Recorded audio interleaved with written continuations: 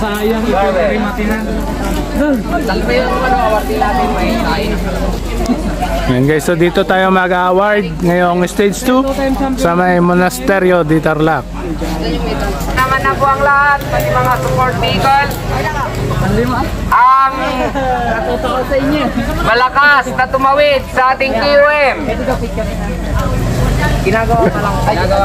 Ginagawa. Okay po. Shout out po sa nagbigay ng noodles sa nila. Okay. Shout out po sa... Ang unang tumawid sa ating QM dito sa Siko ng Monasteryo ay... Dami. 7-Eleven. Tara na. Ayan, 7-Eleven. Nakalimot. 7-Eleven. Nakalimot. Okay, ang defending QM Alexis Pagara po ulit. Ganun ka, ganun. Ba't walang kasama? Sila Wala mag-isa? nang magtatabla niyan. Dalawa na ang QM nila. Okay.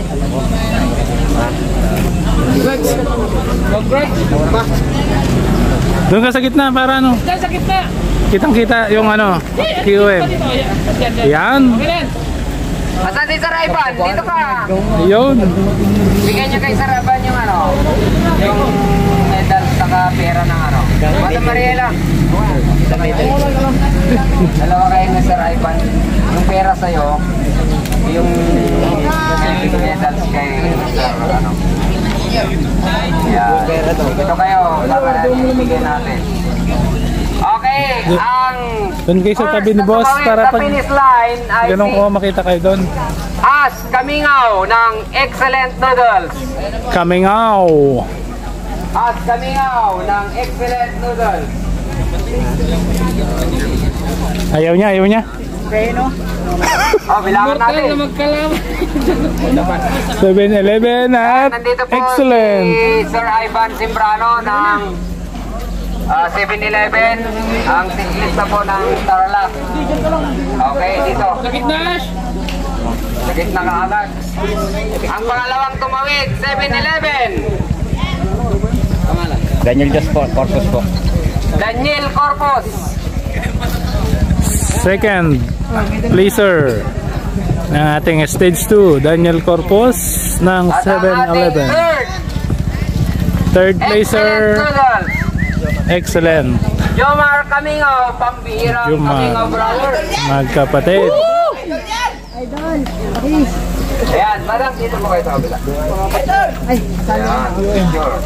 Tawagin natin yung And guys, so kompleto na yung ating winners for today. kasama ko dyan. Sige pa. Yan po yung tatlo nating winners at yung ating KOM.